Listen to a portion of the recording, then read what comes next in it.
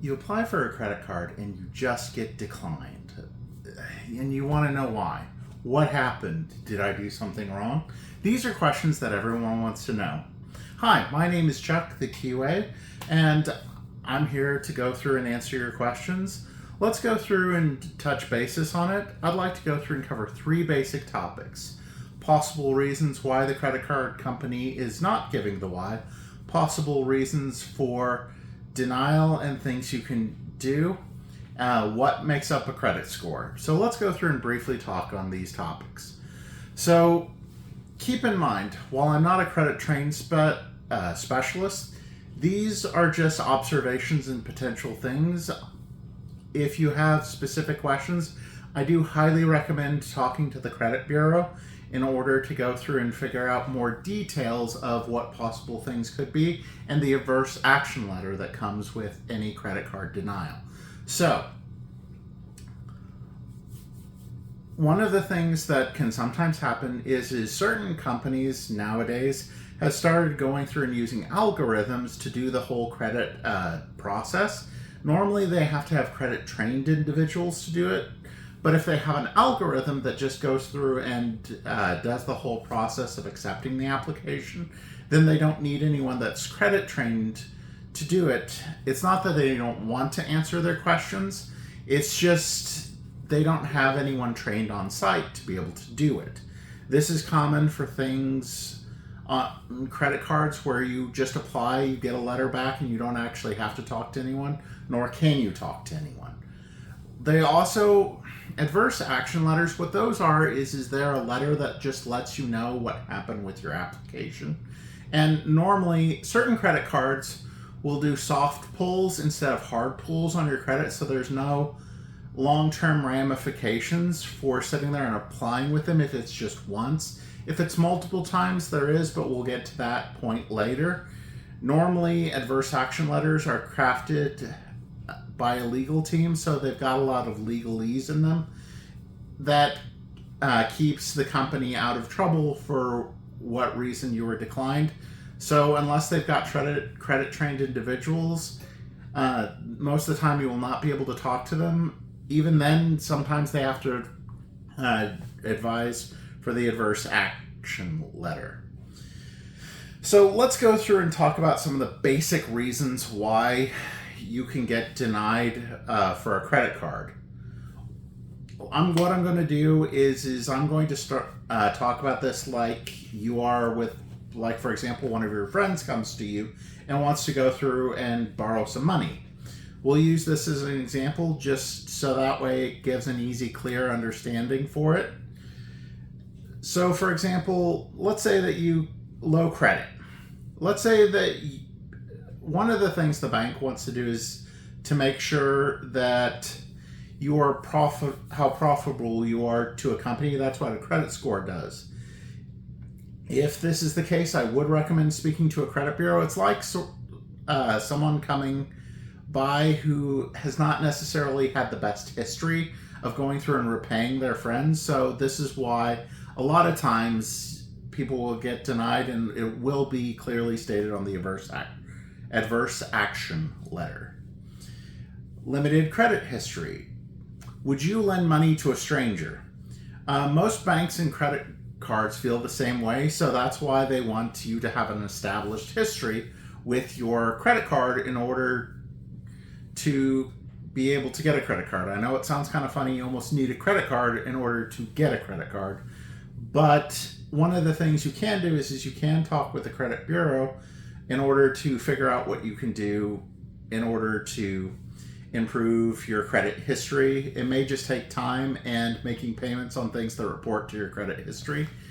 You can also check with them on things, on places that may be able to report at your request, so just keep that in mind. Another thing that can happen is insufficient incomes. Would you go through and lend money to a friend who cannot pay you back? It's very much a similar thing. They need to know that you can go through and pay them back. This isn't anything against you. This is just a business decision that they are going through and doing. So you want to you may have to look at increasing your income if this is the reason you get on a diverse action letter. Another thing that can happen is you have a history of making late payments. Now, let's say you got a buddy who will regularly borrow $20 from you. If you know that buddy says they'll get to you on the 1st, but gets it to you on the 10th or 15th, it kind of sets a bad precedence and history with them. So that's why you want to go through and always make your payments on time, because this can happen to anyone, and you want to just make sure that you have a history of paying your bills on time as often as you can. Another thing that can happen is if you have high debt. Now, if you know for a fact that one of your buddies has a history of going through, or has 3 to 5 friends who they owe money to, or a lot of money to, are you going to necessarily lend them money? It just sets a precedence. One of the things I highly recommend doing, though, is just going through and paying down your debt, giving it some time, because normally it can take a month or so for things to be reported to the credit bureau. So once you go through and get your bills paid down, sometimes it can take a few days to even a few weeks for things to get reported. Generally, speak to the company that you're paying it down with and ask them when they report. They'll generally give you a time frame for it. Some do, some don't. So just keep in mind, generally it's about a month. You also want to go through and keep in mind, sometimes you can be too young to go through and get a credit card. Certain states have their age limit at 21. Most are 18 though. So if you're under 18, you do want to go through and take a peek to see what your options are for getting on as an authorized user on a credit card, so you can start building the credit. Some places you have to be 18 no matter what for you to be reported to the credit bureau. The other thing that you want to take into consideration is that your credit can be frozen.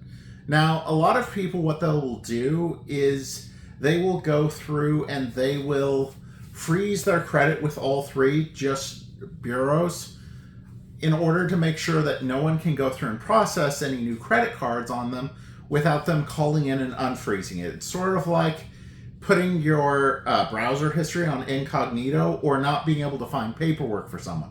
It's just like having an insufficient history, only it will come back that your credit is frozen. That can be a reason why you will get denied.